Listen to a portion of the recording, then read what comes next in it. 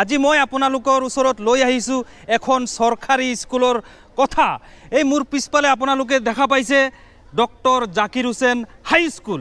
এয়া হৈছে সুথাৰপুৰ বুলি কয়, এইখন সুথাৰপুৰ গাঁৱত অৱস্থিত এই হাই স্কুলখনে ইতিমধ্যে মেট্ৰিকত তেওঁলোকে ৩৮ গৰাকী ল'ৰা ছোৱালী অৱতীৰ্ণ হৈছিলে আৰু ৩৮ গৰাকী ল'ৰা ছোৱালীয়ে এইবাৰ সুনাম কঢ়িয়াই আনিছে ক'ব লাগিব সুতাৰপুৰ বৃহত্তৰ সুতাৰপুৰ অঞ্চললৈ ডক্টৰ জাকিৰ হুছেইন হাই স্কুলৰ নাম কঢ়িয়াই আনিছে, যাৰ বাবে মোৰ পিছফালে আপোনালোকে দেখা পাইছে শিক্ষক শিক্ষয়িত্ৰী ছাত্ৰ ছাত্ৰী সকলো আজি আহি উপস্থিত হৈছে। তেওঁলোকৰ বিদ্যালয়ত এক আনন্দমুখৰ পৰিৱেশ আজি দেখা গৈছে। মোৰ লগত ছাৰ আছে। প্ৰথমতে মই এই অঞ্চলৰ যিসকল লোকে এই বিদ্যালয়খন স্থাপন কৰিলে তেওঁলোকৰ কিছু সংখ্যক লোক ইহ সংসাৰত নাই, স্বৰ্গগামী হৈছে। আৰু যিসকল লোক আছে তেওঁলোকলৈ মই প্ৰণাম জনাইছোঁ। তেওঁলোকে যেন দীৰ্ঘস্থায়ী হয়, তেওঁলোকৰ যেন আয়ুস যেন বাঢ়ি যায়। বহুত ভাল লাগিছে। মই 42 বছৰ চাকৰি কৰিছোঁ ইয়াত, এতিয়া ৰিটায়াৰ্ড হৈছোঁ 1900। আচ্ছা, আজি শুনি পেলাই টোপনি নহা হৈছে। সেইটো চবৰেতো ভাল লাগিব, লগতে আমাৰ মানে বহুত ভাল লাগিছে। তেনেকুৱা মানুহে কয় ব্যক্তিগত খণ্ডৰ বিদ্যালয়ত ল'ৰা ছোৱালীসকলক পঠিয়ালে ৰিজাল্ট ভাল কৰে, চৰকাৰী স্কুলক আজিকালি মাহীআইৰ চকুৰে চোৱা হৈছে। আপোনালোকৰ স্কুলে কিন্তু দেখুৱাই দিলে, তাৰ এটা উদাহৰণ কি ক'ব?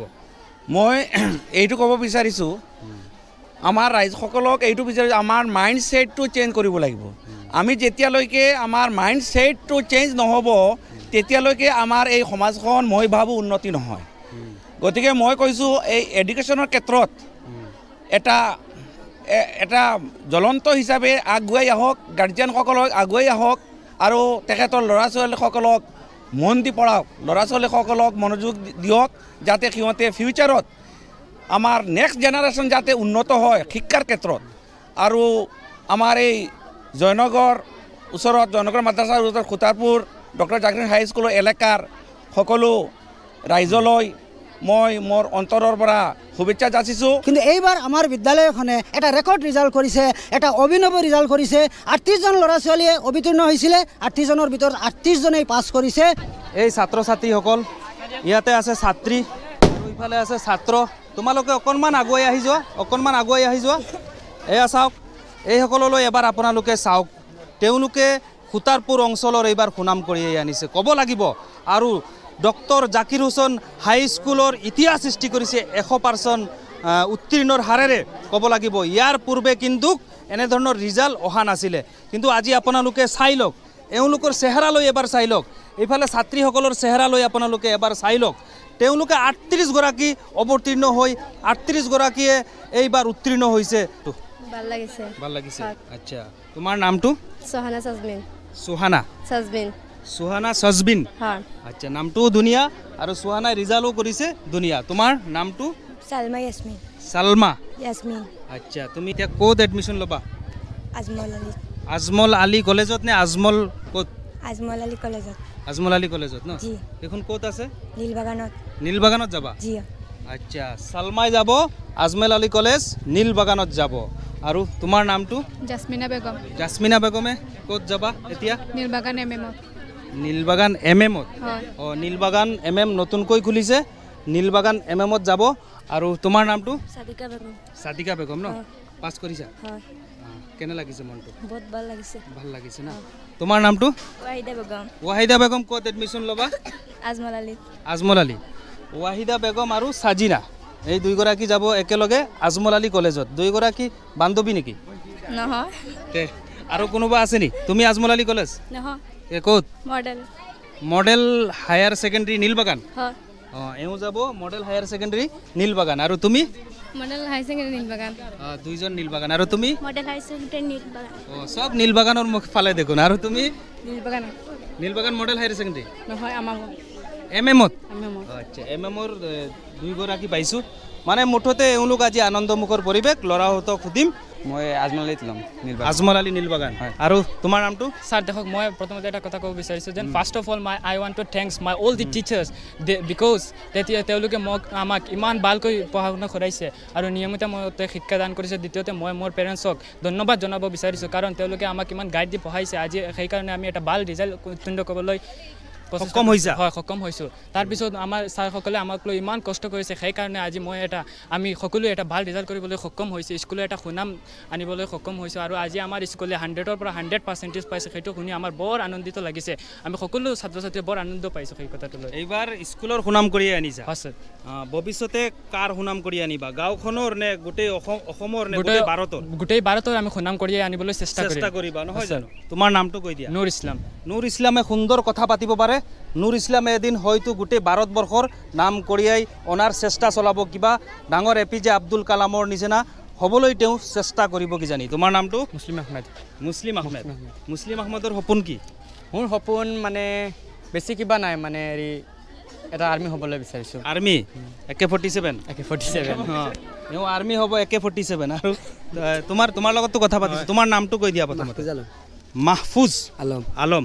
মাহফুজ আলমে কি হ'ব, আৰ্মি নে CRP? CRP নহয়, তে এটা মাষ্টৰ হ'ম। হে মাষ্টাৰ হ'বা? বা আমাৰ হ'বলগীয়া ভৱিষ্যতৰ মাষ্টাৰ তেওঁ চাই লওক। আৰু যিমানগৰাকী অভিভাৱক আছে চৰকাৰী স্কুলত নিজৰ ল'ৰা ছোৱালীসকলক পঠিয়াই আছে, যিসকলে চৰকাৰী স্কুলৰ এনেধৰণৰ ভাল ৰিজাল্ট পাই আনন্দ উৎফুল্লিত হৈছে, আপোনালোকে ভিডিঅ'টো শ্বেয়াৰ কৰিব। কাৰণ সততে মানুহে কৈ থাকে নহয় যে ব্যক্তিগত স্কুলত, ব্যক্তিগত খণ্ডৰ স্কুলত, ব্যক্তিগত খণ্ডৰ বিদ্যালয়ত ল'ৰা ছোৱালীসকলক পঠিয়ালে কেৱল ভাল ৰিজাল্ট কৰে, কিন্তু সেয়া নহয়। এইবাৰ ডক্টৰ জাকিৰ হুছেইন হাই স্কুলে কিন্তু এইবাৰ দেখুৱাই দিছে যে চৰকাৰী স্কুলৰ পৰা কেনেদৰে ল'ৰা ছোৱালীসকলে যাব পাৰে। আৰু এটা কথা লক্ষণীয়ভাৱে দেখা যায় যে কিছুমানে ব্যক্তিগত খণ্ড স্কুলত ল'ৰা ছোৱালীসকলক পঠিয়ায়, কিন্তু আকৌ টিউশ্যন কৰাবলৈ কিছুমানে আকৌ চৰকাৰী স্কুলৰ শিক্ষকসকলক বিচাৰি ফুৰে। তাৰ মানে কথাটো কি আপোনালোকে গম পাইছে। গতিকে আপোনালোকে নিজৰ ল'ৰা ছোৱালীসকলক কেৱল যে ব্যক্তিগত খণ্ডত পঠিয়ালেই যে পাছ কৰিব, ভাল ৰিজাল্ট কৰিব, তেনে নহয়। আজি এওঁলোকে দেখুৱাই দিছে। তাৰ ভিতৰত 5জন ল'ৰা ছোৱালী লেটাৰ মাৰ্কত ফাৰ্ষ্ট ডিভিজন পাইছে, 31জনে ছেকেণ্ড ডিভিজন পাইছে আৰু 2জনে থাৰ্ড ডিভিজন পাইছে। এখন চৰকাৰী বিদ্যালয়ৰ কাৰণে এইটো এটা গৌৰৱৰ কথা।